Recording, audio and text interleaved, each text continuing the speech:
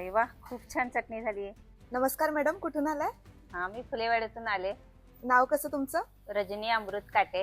किती किलोची चटणी करायची आहे? 5 किलोची चटणी आहे. कोणकोणत्या मिरच्या वापरलाय? बेडगी, जवारी आणि रेशीम पट्टा. मी प्राथमिक शिक्षिका आहे.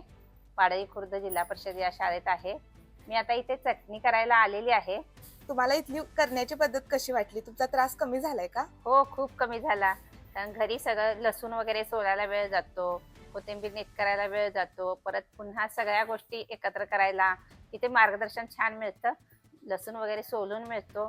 संपूर्ण चटणी मिक्स करून एकसारखी एकजीव करून व्यवस्थित चाळून बारीक, एकदम मस्त बारीक वगैरे करून अगदी घरगुती पद्धतीने दिली. आमच्या या चटणीमध्ये आम्ही कांदा आणि तेल थोडं कमीच घालत असतो. छान सुंदर चटणी करून दिलेली आहे, अगदी बारीक आहे. आम्हाला अशी ड्राय चटणी आवडते, त्यामुळे आम्ही अशीच करतो.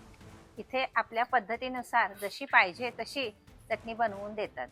त्यामुळे ह्या डंकाचं तुषार मसाले हा आम्हाला मिरची कांडप यंत्र खूप आवडले. येथील लोकही छान करून दिले आहेत त्यांनी. स्वच्छता पण खूप छान आहे. आपुलकीने इथे केलं जातं.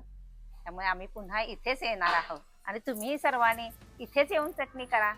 छानच